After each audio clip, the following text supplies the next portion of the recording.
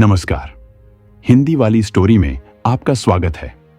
आज आप सुनेंगे मुंशी प्रेमचंद द्वारा लिखी कालजयी कहानी ज्वालामुखी। डिग्री लेने के बाद मैं नित्य लाइब्रेरी जाया करता, पत्रों या किताबों का अवलोकन करने के लिए नहीं। किताबों को तो मैंने न छूने की कसम खा ली थी। जिस दिन गजट में अपना नाम देखा उसी दिन मिल और कैंट को उठाकर ताक पर रख दिया। मैं केवल अंग्रेजी पत्रों के वांटेड कॉलमों को देखा करता। जीवन यात्रा की फिक्र सवार थी। मेरे दादा या परदादा ने किसी अंग्रेज को गदर के दिनों में बचाया होता अथवा किसी इलाके का जमींदार होता तो कहीं नॉमिनेशन के लिए उद्योग करता, पर मेरे पास कोई सिफारिश न थी। शौक कुत्ते, बिल्लियों और मोटरों की मांग सबको थी, पर बीए पास का कोई पुरसहाल न था। महीनों इसी तरह दौड़ते गुजर गए, पर अपनी रुचि के अनुसार कोई जगह नजर न आई। मुझे अक्सर अपने बीए होने पर क्रोध आता था। ड्राइवर, फायरमैन, मिस्त्री, खानसामा या बावर्ची होता तो मुझे इतने दिनों बेकार न बैठना पड़ता।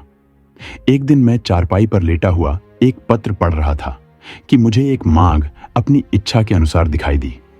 किसी रईस को एक ऐसे प्राइवेट सेक्रेटरी की जरूरत थी जो विद्वान, रसिक, सहृदय और रूपवान हो। वेतन 1000 मासिक। मैं उछल पड़ा। कहीं मेरा भाग्य उदय हो जाता और यह पद मुझे मिल जाता तो जिंदगी चैन से कट जाती। उसी दिन मैंने अपना विनय पत्र अपने फोटो से साथ रवाना कर दिया, पर अपने आत्मीय गणों में किसी से इसका जिक्र न किया कि कहीं लोग मेरी हंसी न उड़ाए। मेरे लिए 30 रू मासिक भी बहुत थे। 1000 कौन देगा, पर दिल से यह ख्याल दूर न होता। बैठे बैठे शेख चिल्ली के मंसूबे बांधा करता, फिर होश में आकर अपने को समझाता कि मुझ में ऐसे ऊंचे पद के लिए कौन सी योग्यता है। मैं अभी कॉलेज से निकला हुआ पुस्तकों का पुतला हूं, दुनिया से बेखबर। उस पद के लिए एक से एक विद्वान, अनुभवी पुरुष मुंह फैलाए बैठे होंगे। मेरे लिए कोई आशा नहीं। मैं रूपवान सही, सजीला सही, मगर ऐसे पदों के लिए केवल रूपवान होना काफी नहीं होता। विज्ञापन में इसकी चर्चा करने से केवल इतना अभिप्राय होगा कि कुरूप आदमी की जरूरत नहीं, और उचित भी है, बल्कि बहुत सजीलापन तो ऊंचे पदों के लिए कुछ शोभा नहीं देता।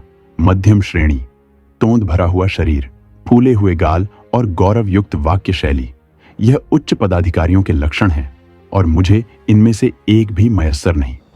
इसी आशा और भय में 1 सप्ताह गुजर गया और अब निराश हो गया। मैं भी कैसा ऊंचा हूं कि एक बेसिर पैर की बात के पीछे ऐसा फूल उठा। इसी को लड़कपन कहते हैं। जहां तक मेरा ख्याल है, किसी दिल लगी बाज ने आजकल के शिक्षित समाज की मूर्खता की परीक्षा करने के लिए यह स्वाग रचा है। मुझे इतना भी न सूझा, मगर 8वें दिन प्रातःकाल तार के चपरासी ने मुझे आवाज दी। मेरे हृदय में गुदगुदी सी होने लगी। लपका हुआ आया, तार खोलकर देखा, लिखा, स्वीकार है, शीघ्र आओ, ऐशगढ़। मगर यह सुख संवाद पाकर मुझे वह आनंद न हुआ जिसकी आशा थी। मैं कुछ देर तक खड़ा सोचता रहा। किसी तरह विश्वास न आता था। जरूर किसी दिल लगी बाज की शरारत है, मगर कोई मुजायका नहीं। मुझे भी इसका मुंहतोड़ जवाब देना चाहिए। तार दे दूं कि 1 महीने की तनख्वाह भेज दो, आप ही सारी कलई खुल जाएगी। मगर फिर विचार किया, कहीं वास्तव में नसीब जगा हो तो इस उदंडता से बना बनाया खेल बिगड़ जाएगा। चलो, दिल लगी ही सही। जीवन में यह घटना भी स्मरणीय रहेगी। तिलिस्म को खोल ही डालूं। यह निश्चय करके तार द्वारा अपने आने की सूचना दे दी और सीधे रेलवे स्टेशन पर पहुंचा। पूछने पर मालूम हुआ कि यह स्थान दक्षिण की ओर है। टाइम टेबल में उसका वृत्तांत विस्तार के साथ लिखा था। स्थान अति रमणीय है, पर जलवायु स्वास्थ्यकर नहीं। हाँ, हृष्ट पुष्ट नवयुवकों पर उसका असर शीघ्र नहीं होता। दृश्य बहुत मनोरम है, पर जहरीले जानवर बहुत मिलते हैं। यथा साध्य अंधेरी घाटियों में न जाना चाहिए। यह वृत्तांत पढ़कर उत्सुकता और भी बड़ी जहरीले जानवर हैं तो हुआ करें, कहां नहीं है। मैं अंधेरी घाटियों के पास भूल कर भी न जाऊंगा। आकर सफर का सामान ठीक किया और ईश्वर का नाम लेकर नियत समय पर स्टेशन की तरफ चला, पर अपने आलापी मित्रों से इसका कुछ जिक्र न किया, क्योंकि मुझे पूरा विश्वास था कि 2 ही 4 दिन में फिर अपना सा मुंह लेकर लौटना पड़ेगा। गाड़ी पर बैठा तो शाम हो गई थी। कुछ देर तक सिगार और पत्रों से दिल बहलाता रहा। फिर मालूम नहीं कब नींद आ गई। आंखें खुली और खिड़की से बाहर तरफ झांका तो उषाकाल का मनोहर दृश्य दिखाई दिया। दोनों ओर हरे वृक्षों से ढकी हुई पर्वत श्रेणियां, उन पर चरती हुई उजली उजली गायें और भेड़ें सूर्य की सुनहरी किरणों में रंगी हुई बहुत सुंदर मालूम होती थीं। जी चाहता था कि कहीं मेरी कुटिया भी इन्हीं सुखद पहाड़ियों में होती, जंगलों के फल खाता, झरनों का ताजा पानी पीता और आनंद के गीत गाता। यकायक दृश्य बदला। कहीं उजले उजले पक्षी तैरते थे और कहीं छोटी छोटी डोंगियां निर्बल आत्माओं के सदृश डगमगाती हुई चली जाती थीं। यह दृश्य भी बदला। पहाड़ियों के दामन में एक गांव नजर आया, झाड़ियों और वृक्षों से ढका हुआ, मानो शांति और संतोष ने यहां अपना निवास स्थान बनाया हो। कहीं बच्चे खेलते थे, कहीं गाय के बछड़े किलोले करते थे। फिर एक घना जंगल मिला। झुंड के झुंड हिरण दिखाई दिए, जो गाड़ी की हाहाकार सुनते ही चौकड़ियां भरते दूर भाग जाते थे। यह सब दृश्य स्वप्न के चित्रों के समान आंखों के सामने आते थे और एक क्षण में गायब हो जाते थे। उनमें एक अवर्णनीय शांतिदायिनी शोभा थी, जिससे हृदय में आकांक्षाओं के आवेग उठने लगते थे। आखिर ऐशगढ़ निकट आया। मैंने बिस्तर संभाला। जरा देर में सिग्नल दिखाई दिया। मेरी छाती धड़कने लगी। गाड़ी रुकी। मैंने उतरकर इधर उधर देखा। कुलियों को पुकारने लगा कि इतने में 2 वर्दी पहने हुए आदमियों ने आकर मुझे सादर सलाम किया और पूछा, आप से आ रहे हैं ना? चलिए, मोटर तैयार है। मेरी बाँछें खिल गईं। अब तक कभी मोटर पर बैठने का सौभाग्य न हुआ था। शान के साथ जा बैठा। मन में बहुत लज्जित था कि ऐसे फटे हाल क्यों आया। अगर जानता कि सचमुच सौभाग्य सूर्य चमका है तो ठाट बाट से आता। खैर, मोटर चली। दोनों तरफ मौलसरी के सघन वृक्ष थे। सड़क पर लाल वजरी बिछी हुई थी। सड़क हरे भरे मैदान में किसी सुरम्य जलधार के सदृश बल खाती चली गई थी। 10 मिनट भी न गुजरे होंगे कि सामने एक शांतिमय सागर दिखाई दिया। सागर के उस पार पहाड़ी पर एक विशाल भवन बना हुआ था। भवन अभिमान से सिर उठाए हुए था। सागर संतोष से नीचे लेटा हुआ। सारा दृश्य काव्य, श्रृंगार और आमोद से भरा हुआ था। हम सदर दरवाजे पर पहुंचे। कई आदमियों ने दौड़कर मेरा स्वागत किया। इनमें एक शौकीन मुंशी जी थे, जो बाल संवारे आंखों में सुरमा लगाए हुए थे। मेरे लिए जो कमरा सजाया गया था, उसके द्वार पर मुझे पहुंचाकर बोले, सरकार ने फरमाया है, इस समय आप आराम करें, संध्या समय मुलाकात कीजिएगा। मुझे अब तक इसकी कुछ खबर न थी कि यह सरकार कौन है, न मुझे किसी से पूछने का साहस हुआ, क्योंकि अपने स्वामी के नाम तक से अनभिज्ञ होने का परिचय नहीं देना चाहता था। मगर इसमें कोई संदेह नहीं कि मेरा स्वामी बड़ा सज्जन मनुष्य था।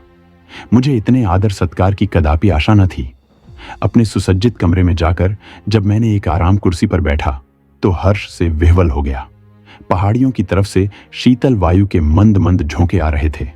सामने छज्जा था, नीचे झील थी, सांप के केंचुल के सदृश प्रकाश से पूर्ण, और मैं, जिसे भाग्य देवी ने सदैव अपना सौतेला लड़का समझा था, इस समय जीवन में पहली बार निर्विघ्न आनंद का सुख उठा रहा था।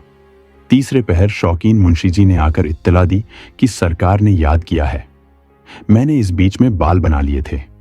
तुरंत अपना सर्वोत्तम सूट पहना और मुंशी जी के साथ सरकार की सेवा में चला। इस समय मेरे मन में यह शंका उठ रही थी कि मेरी बातचीत से स्वामी असंतुष्ट न हो जाए और उन्होंने मेरे विषय में जो विचार स्थिर किया हो उसमें कोई अंतर न पड़ जाए। तथापि मैं अपनी योग्यता का परिचय देने के लिए खूब तैयार था। हम कई बरामदों से होते अंत में सरकार के कमरे के दरवाजे पर पहुंचे। रेशमी पर्दा पड़ा हुआ था। मुंशी जी ने पर्दा उठाकर मुझे इशारे से बुलाया। मैंने कांपते हुए हृदय से कमरे में कदम रखा और आश्चर्य से चकित रह गया। मेरे सामने सौंदर्य की एक ज्वाला दीप्तिमान थी। फूल भी सुंदर है और दीपक भी सुंदर है। फूल में ठंडक और सुगंधि है, दीपक में प्रकाश और उद्दीपन। फूल पर भ्रमर उड़ उड़कर उसका रस लेता है, दीपक में पतंग झलकर राख हो जाता है। मेरे सामने कारचौबी मनसद पर जो सुंदरी विराजमान थी, वह सौंदर्य की एक प्रकाशमय ज्वाला थी। फूल की पंखुड़ियां हो सकती हैं, ज्वाला को विभक्त करना असंभव है। उसके एक एक अंग की प्रशंसा करना ज्वाला को काटना है। वह नक्शिक एक ज्वाला थी, वही दीपक, वही चमक, वही लालिमा, वही प्रभा। कोई चित्रकार सौंदर्य प्रतिमा का इससे इच्छा चित्र नहीं खींच सकता था। रमणी ने मेरी तरफ वात्सल्य दृष्टि से देखकर कहा, आपको सफर में कोई विशेष कष्ट तो नहीं हुआ? मैंने संभल कर उत्तर दिया, जी नहीं, कोई कष्ट नहीं हुआ। रमणी, यह स्थान पसंद आया? मैंने साहसपूर्ण उत्साह के साथ जवाब दिया, ऐसा सुंदर स्थान पृथ्वी पर न होगा। हा गाइड बुक देखने से विदित हुआ कि यहाँ का जलवायु जैसा सुखद प्रकट होता है, यथार्थ में वैसा नहीं। विषैले पशुओं की भी शिकायत है। यह सुनते ही रमणी का मुख सूर्य कांतिहीन हो गया। मैंने तो चर्चा इसलिए कर दी थी जिससे प्रकट हो जाए कि यहाँ आने में मुझे भी कुछ त्याग करना पड़ा है, पर मुझे ऐसा मालूम हुआ कि इस चर्चा से उसे कोई विशेष दुख हुआ। पर क्षण भर में सूर्यमंडल से बाहर निकल आया। बोली, यह स्थान अपनी रमणीयता के कारण बहुधा लोगों की आंखों में खटकता है। गुण का निरादर करने वाले सभी जगह होते हैं, और यदि जलवायु कुछ हानिकर हो भी तो आप जैसे बलवान मनुष्य को इसकी क्या चिंता हो सकती है। रहे विषैले जीव जंतु, वह अपने नेत्रों के सामने विचर रहे हैं। अगर मोर, हिरण और हंस विषैले जीव हैं, जो निस्संदेह यहां विषैले जीव बहुत हैं, मुझे संशय हुआ कहीं मेरे कथन से उसका चित्त खिन्न न हो गया हो। गर्व से बोला, इन गाइड बुकों पर विश्वास करना सर्वथा भूल है। इस वाक्य से सुंदरी का हृदय खिल गया। बोली, आप स्पष्टवादी मालूम होते हैं और यह मनुष्य का एक उच्च गुण है। मैं आपका चित्र देखते ही इतना समझ गई थी। आपको यह सुनकर आश्चर्य होगा कि इस पद के लिए मेरे पास 1 लाख से अधिक प्रार्थना पत्र आए थे। कितने MA थे, कोई DSc था, कोई जर्मनी से PhD उपाधि किए हुए था, मानो यहां मुझे किसी दार्शनिक विषय की जांच करवानी थी। मुझे अब की ही यह अनुभव हुआ कि देश में उच्च शिक्षित मनुष्यों की इतनी भरमार है। कई महाशयों ने स्वरचित ग्रंथों की नामावली लिखी थी, मानो देश में लेखकों और पंडितों ही की आवश्यकता है। उन्हें कालगति का लेश मात्र भी परिचय नहीं है। प्राचीन धर्म कथाएं अब केवल अंधभक्तों के रसास्वादन के लिए ही हैं, उनसे और कोई लाभ नहीं है। यह भौतिक उन्नति का समय है। आजकल लोग भौतिक सुख पर अपने प्राण अर्पण कर देते हैं। कितने ही लोगों ने अपने चित्र भी भेजे थे। कैसी कैसी विचित्र मूर्तियां थीं, जिन्हें देखकर घंटों हंसिए। मैंने उन सभी को एक एल्बम में लगा लिया है, और अवकाश मिलने पर जब हंसने की इच्छा होती है तो उन्हें देखा करती हूं। मैं उस विद्या को रोग समझती हूं जो मनुष्य को बनमानुष बना दे। आपका चित्र देखते ही आंखें मुग्ध हो गईं। तत्क्षण आपको बुलाने को तार दे दिया।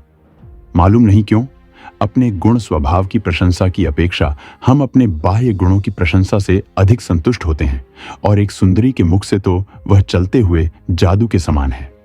बोला, यथासाध्य आपको मुझसे असंतुष्ट होने का अवसर न मिलेगा। सुंदरी ने मेरी ओर प्रशंसापूर्ण नेत्रों से देखकर कहा, इसका मुझे पहले ही से विश्वास है। आइए अब कुछ काम की बातें हो जाए। इस घर को आप अपना ही समझिए और संकोच छोड़कर आनंद से रहिए। मेरे भक्तों की संख्या बहुत है। वह संसार के प्रत्येक भाग में उपस्थित हैं और बहुधा मुझसे अनेक प्रकार की जिज्ञासा किया करते हैं। उन सबको मैं आपके सुपुर्द करती हूं। आपको उनमें भिन्न भिन्न स्वभाव के मनुष्य मिलेंगे। कोई मुझसे सहायता मांगता है, कोई मेरी निंदा करता है, कोई सराहता है, कोई गालियां देता है। इन सब प्राणियों को संतुष्ट करना आपका काम है। देखिए, आज के पत्रों का ढेर है। एक महाशय कहते हैं, बहुत दिन हुए आपकी प्रेरणा से मैं अपने बड़े भाई की मृत्यु के बाद उनकी संपत्ति का अधिकारी बन बैठा था। अब उनका पुत्र वयस प्राप्त कर चुका है और मुझसे अपने पिता की जायदाद लौटाना चाहता है। इतने दिनों तक उस संपत्ति का उपभोग करने के पश्चात अब उसका हाथ से निकलना आखिर रहा है। आपकी इस विषय में क्या सहमति है? इनको उत्तर दीजिए कि इस समय कूटनीति से काम लो, अपने भतीजे को कपट प्रेम से मिला लो, और जब वह निशंक हो जाए तो उससे एक सादे स्टैंप पर हस्ताक्षर करा लो। इसके पीछे पटवारी और अन्य कर्मचारियों की मदद से इसी स्टैंप पर जायदाद का बैनामा लिखा लो। यदि एक लगाकर 2 मिलते हों तो आगा पीछा मत करो। यह उत्तर सुनकर मुझे बड़ा कौतूहल हुआ। नीति ज्ञान को धक्का सा लगा। सोचने लगा, यह रमणी कौन है और क्यों ऐसे अनर्थ का परामर्श देती है? ऐसे खुल्लम खुल्ला तो कोई वकील भी किसी को यह राय न देगा। उसकी ओर संदेहात्मक भाव से देखकर बोला, यह तो सर्वथा न्याय विरुद्ध प्रतीत होता है। कामिनी खिलखिलाकर हंस पड़ी और बोली, न्याय की आपने भली कही। यह केवल धर्मांध मनुष्यों के मन का समझौता है। संसार में इसका अस्तित्व नहीं। बाप आरण लेकर मर जाए, लड़का कौड़ी कौड़ी भरे। विद्वान लोग इसे न्याय कहते हैं, मैं इसे घोर अत्याचार समझती हूँ। इस न्याय के पर्दे में गांठ के पूरे महाजन की हेकड़ी साफ झलक रही है। एक डाकू किसी भद्र पुरुष के घर में डाका मारता है, लोग उसे पकड़कर कैद कर देते हैं। धर्मात्मा लोग इसे भी न्याय कहते हैं, किंतु यहां भी वही धन और अधिकार की प्रचंडता है। भद्र पुरुष ने कितने ही घरों को लूटा, कितनों ही का गला दबाया और इस प्रकार धन संचय किया, किसी को भी उन्हें आंख दिखाने का साहस न हुआ। डाकू ने जब उनका गला दबाया तो वह अपने धन और प्रभुत्व के बस से उस पर वज्र प्रहार कर बैठे। इसे न्याय नहीं कहते। संसार में धन, छल, कपट, धूर्तता का राज्य है। यही जीवन संग्राम है। यहां प्रत्येक साधन जिससे हमारा काम निकले, जिससे हम अपने शत्रुओं पर विजय पा सकें, न्याय अनुकूल और उचित है। धर्म युद्ध के दिन अब नहीं रहे। यह देखिए, यह एक दूसरे सज्जन का पत्र है।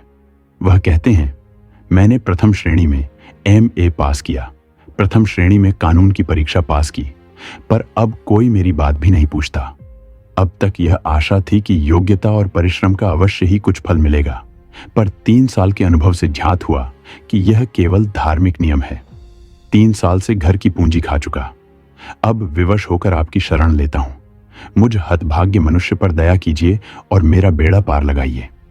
इनको उत्तर दीजिए कि जाली दस्तावेज बनाइए और झूठे दावे चलाकर उनकी डिग्री करा लीजिए। थोड़े ही दिनों में आपका क्लेश निवारण हो जाएगा। यह देखिए, एक सज्जन और कहते हैं, लड़की सयानी हो गई है। जहां जाता हूं लोग दायज की गठरी मांगते हैं। यहां पेट की रोटियों का ठिकाना नहीं। किसी तरह भलमनसी निभा रहा हूं। चारों ओर निंदा हो रही है। जो आज्ञा हो उसका पालन करूं। इन्हें लिखिए, कन्या का विवाह किसी बुढ़े खुर्राट सेठ से कर दीजिए। वह दायज लेने की जगह कुछ उलटे और दे जाएगा। अब आप समझ गए होंगे कि ऐसे जिज्ञासुओं को किस ढंग से उत्तर देने की आवश्यकता है। उत्तर संक्षिप्त होना चाहिए। बहुत टीका टिप्पणी व्यर्थ होती है। अभी कुछ दिनों तक आपको यह काम कठिन जान पड़ेगा, पर आप चतुर मनुष्य हैं। शीघ्र आपको इस काम का अभ्यास हो जाएगा। तब आपको मालूम होगा कि इससे सहज और कोई उपाय नहीं है। आपके द्वारा सैकड़ों दारुण दुख भोगने वालों का कल्याण होगा और वह आजन्म आपका यश गाएंगे। मुझे यहां रहते 1 महीने से अधिक हो गया, पर अब तक मुझ पर यह रहस्य न खुला कि यह सुंदरी कौन है, मैं किसका सेवक हूं। इसके पास इतना अतुल धन, ऐसी ऐसी विलास की सामग्रियां कहां से आती हैं। जिधर देखता था ऐश्वर्य ही का आडंबर दिखाई देता था। मेरे आश्चर्य की सीमा न थी, मानो किसी तिलिस्म में फंसा हूं। इन जिज्ञासाओं का इस रमणी से क्या संबंध है, यह भेद भी न खुलता था। मुझे नित्य उससे साक्षात होता था। उसके सम्मुख आते ही मैं अचेत सा हो जाता था। उसकी चितवनों में एक आकर्षण था जो मेरे प्राणों को खींच लिया करता था। मैं वाक्य शून्य हो जाता, केवल छिपी हुई आंखों से उसे देखा करता था। पर मुझे उसकी मृदुल मुस्कान और रसमयी आलोचनाओं तथा मधुर काव्यमय भावों में प्रेमानंद की जगह एक प्रबल मानसिक अशांति का अनुभव होता था। उसकी चितवनें केवल हृदय को बाणों के समान छेदती थीं। उसके कटाक्ष चित्त को व्यस्त करते थे। शिकारी अपने शिकार को खिलाने में जो आनंद पाता है, वही उस परम सुंदरी को मेरी प्रेमातुरता में प्राप्त होता था। वह एक सौंदर्य ज्वाला थी, जलाने के सिवाय और क्या कर सकती है। पर मैं पतंग की भांति उस ज्वाला पर अपने को समर्पण करना चाहता था। यही आकांक्षा होती कि उन पदकमलों पर सिर रखकर प्राण दे दूं।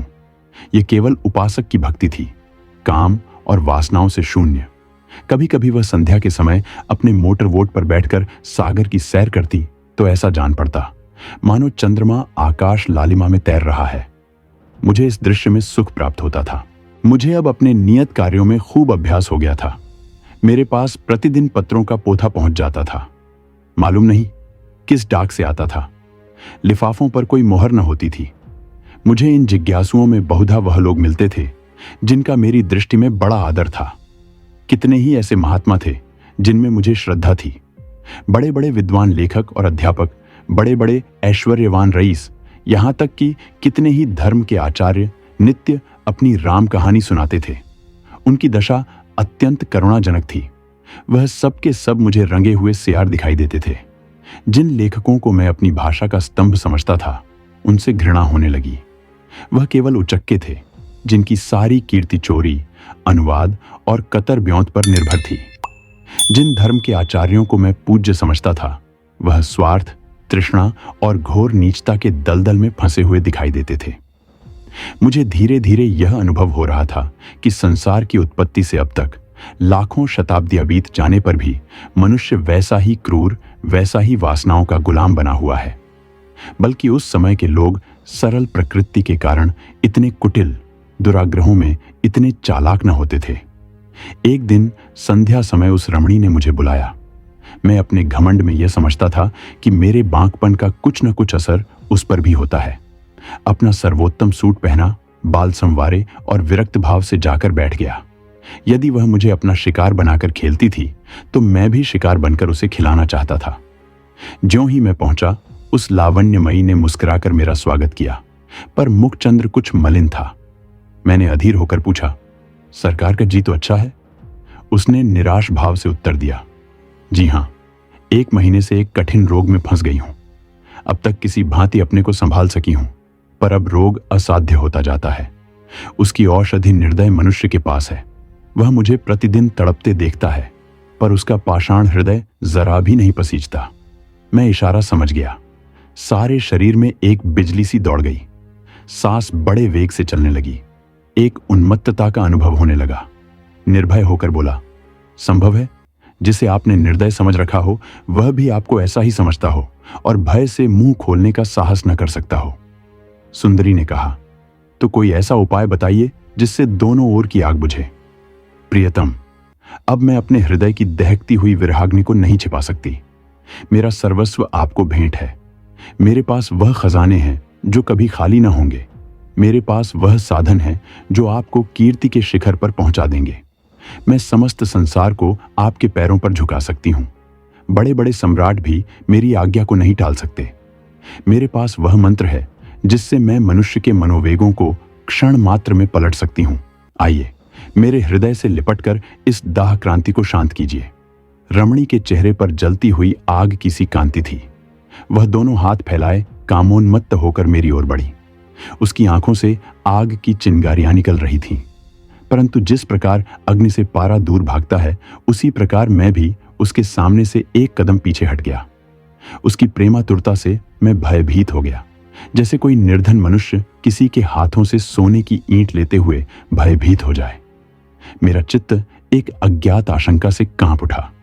रमणी ने मेरी ओर अग्निमय नेत्रों से देखा, मानो किसी सिंहनी के मुंह से उसका आहार छिन जाए, और सरोष होकर बोली, यह भीरुता क्यों? मैं आपका तुच्छ सेवक हूं, इस महान आदर का पात्र नहीं। रमणी, आप मुझसे घृणा करते हैं? यह आपका मेरे साथ अन्याय है। मैं इस योग्य भी तो नहीं कि आपके तलुओं को आंखों से लगाऊं। आप दीपक हैं, मैं पतंग हूं। मेरे लिए इतना ही बहुत है। रमणी नैराश्यपूर्ण क्रोध के साथ बैठ गई और बोली, वास्तव आप निर्दयी हैं। मैं ऐसा न समझती थी। आप में अभी तक अपनी शिक्षा के कुसंस्कार लिपटे हुए हैं।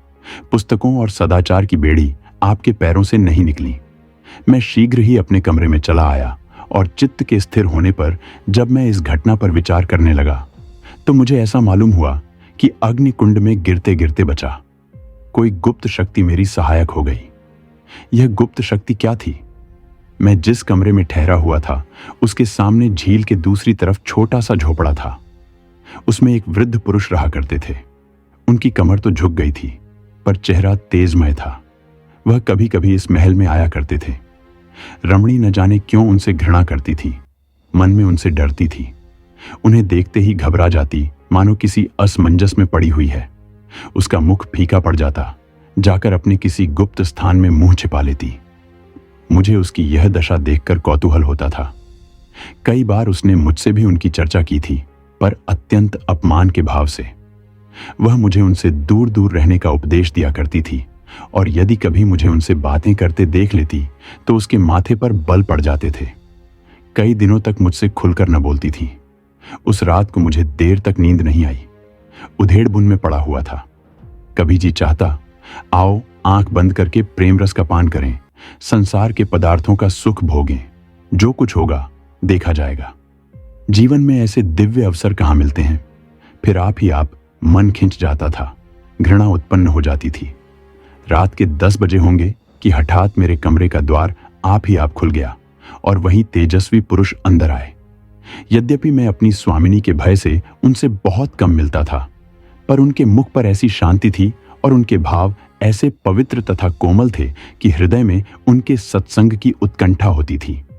मैंने उनका स्वागत किया और लाकर एक कुर्सी पर बैठा दिया। उन्होंने मेरी ओर दयापूर्ण भाव से देखकर कहा, मेरे आने से तुम्हें कष्ट तो नहीं हुआ? मैंने सिर झुकाकर उत्तर दिया, आप जैसे महात्माओं का दर्शन मेरे सौभाग्य की बात है। महात्मा जी निश्चिंत होकर बोले, अच्छा तो सुनो और सचेत हो जाओ। मैं तुम्हें यह चेतावनी देने के लिए आया हूं। तुम्हारे ऊपर एक घोर विपत्ति आने वाली है। तुम्हारे लिए इस समय इसके सिवाय और कोई उपाय नहीं है कि यहां से चले जाओ। यदि मेरी बात न मानोगे तो जीवन पर्यंत कष्ट भोगोगे और इस माया जाल से कभी मुक्त न हो सकोगे। मेरा झोपड़ा तुम्हारे समाने था। मैं भी कभी कभी यहां आया करता था, पर तुमने मुझसे मिलने की आवश्यकता न समझी। यदि पहले ही दिन तुम मुझसे मिलते तो सहस्रों मनुष्यों का सर्वनाश करने के अपराध से बच जाते। निस्संदेह तुम्हारे कर्मों का फल है जिसने आज तुम्हारी रक्षा की। अगर यह पिशाचिनी एक बार तुमसे प्रेमालिंगन कर लेती तो फिर तुम कहीं के नहीं रहते। तुम उसी दम उसके अजायब खाने में भेज दिए जाते। वह जिस पर रींचती है उसकी यही गत बनाती है, यही उसका प्रेम है। चलो इस अजायब घर की सैर करो, तब तुम समझोगे कि आज किस आफत से बचे। यह कहकर महात्मा जी ने दीवार में एक बटन दबाया। तुरंत एक दरवाजा निकल आया। यह नीचे उतरने की सीढ़ी थी। महात्मा उसमें घुसे और मुझे भी बुलाया। घोर अंधकार में कई कदम उतरने के बाद एक बड़ा कमरा नजर आया। उसमें एक दीपक टिमटिमा रहा था। वहां मैंने जो घोर, विभत्स और हृदय विदारक दृश्य देखे, उसका स्मरण करके आज भी रोंगटे खड़े हो जाते हैं। इटली के अमर कवि डैंटी ने नरक का जो दृश्य दिखाया है, उससे कहीं भयावह, रोमांचकारी तथा नारकीय दृश्य मेरी आंखों के सामने उपस्थित था।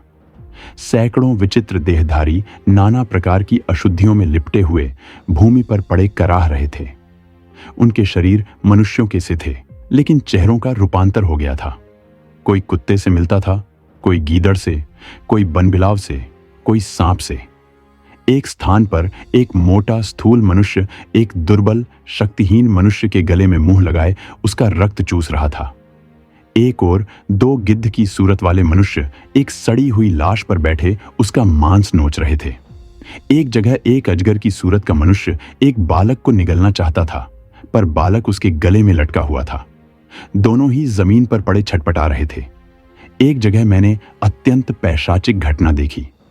दो नागिन की सूरत वाली स्त्रियां एक भेड़िए की सूरत वाले मनुष्य के गले में लिपटी हुई उसे काट रही थीं।